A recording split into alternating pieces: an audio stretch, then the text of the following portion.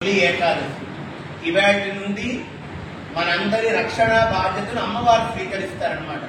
అందుకని ఈ మాసంలో లక్ష్మీ వ్రతం అని ఒక వ్రతం ఆరంభం అవుతుంది. మీరు పంచాంగాలు అవన్నీ చూసినట్లయితే అందుకనే ఈ నెలంతా అమ్మవారిని, వచ్చే నెలంతా అమ్మవారిని, మళ్ళీ ఆశ్వీజ మాసం అంతా అమ్మవారిని, మళ్ళీ కార్తీకంలో 40 మంది అమ్మవారిని, ఈ 4 నెలలు ఎక్కువగా అమ్మవారికి ఆరాధన చేస్తుంటారు. ఎందుకంటే స్వామి యోగ నిద్రలో ఉండి అమ్మవారికి బాధ్యతలు అప్పచెప్తారనమాట ఈ 4 నెలలు. కాబట్టి మన సన్నిధిలో పవళింపు సేవ అనేటువంటి స్వామి నిద్రించడం అనేటువంటిది ప్రతి నిత్యము జరుగుతుంది. మన మచిలీపట్నంలో ఈ చుట్టుపక్కల ఎక్కడా లేని విధంగా కేవలం మన సన్నిధిలోనే నిత్యము స్వామికి పవళింపు సేవ ఉంటుంది. అందరూ పవళింపు సేవ అంటే పెళ్ళైన తర్వాత, అంటే కళ్యాణం అయిన తర్వాత పవళింపు సేవలు చేస్తారు. కానీ ఇక్కడ అట్లా కాదు, ప్రతి నిత్యము స్వామికి పవళింపు సేవ ఉంటుందన్నమాట.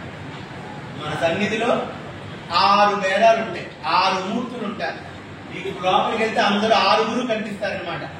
6 ఒక్కొక్క ఉత్సవానికి, అంటే ఒక్క సేవకు ఒకరు ఉపయోగించబడతారు.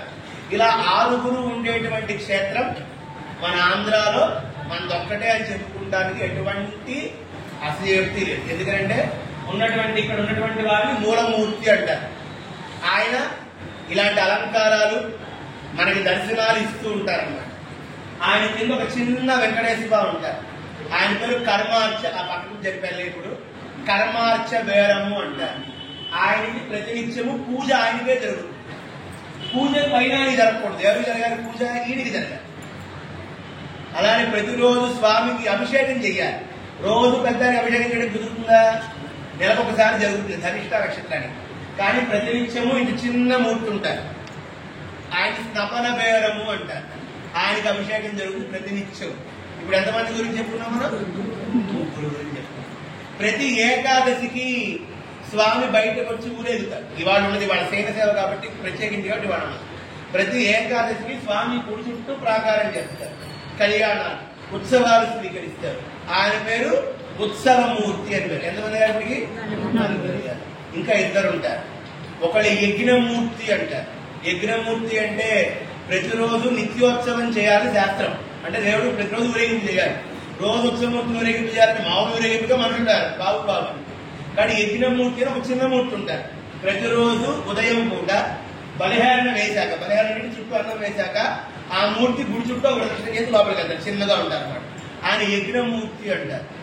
ప్రతిరోజు శయనం పడుకుంటారు ఒక మూర్తి కాదు, ఆయన శయనమూర్తి అన్నమాట. అంటే భగవంతుడి యొక్క శక్తి. మనకి ఎన్ని ప్రాణాలు ఉంటాయి? 5 ప్రాణాలు ఉంటాయి. భగవంతుడికి 6 ప్రాణాలు ఉంటాయి.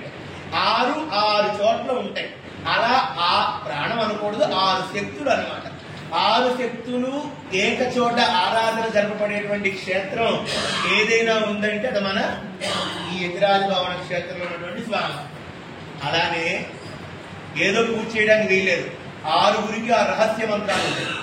6 ఆ రహస్య మంత్రాలు. ఆ రహస్య మంత్రాలను ఇప్పుడు విప్రోవాడికి ఒక కోడ్ ఉంటుంది, టీసీఎస్ వాడికి ఒక కోడ్ ఉంటుంది. వాడు ఓపెన్ చేయాలంటే, టీసీఎస్ వాడిని విప్రో ఓపెన్ చేయాలంటే కార్డు ఓపెన్ అవ్వదు, వాడికి డోర్ ఓపెన్ అవ్వదు. అట్లానే 6 మూర్తులకు ఆ రహస్య మంత్రాలు ఉంటాయి. ఆ మంత్రములతో వాటిని ఆవాహన చేస్తారనమాట. ఈవేళ సంవత్సరంలో 2 సార్లు శయనమూర్తికి అభిషేకం జరుగుతుంది ఆంతరికంగా. ఈవేళ మళ్ళీ చిలుక ఏకాదశి నాడు జరుగుతుంది అనమాట. అది లోపల జరిగింది.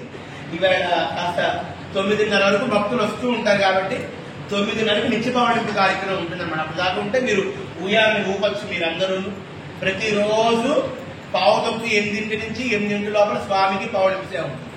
ఏమిటి? అప్పుడు చక్కగా మీరు రావచ్చు, ఉయ్యాల సేవ చేసుకోవచ్చు, ఊపచ్చు ప్రతిరోజు.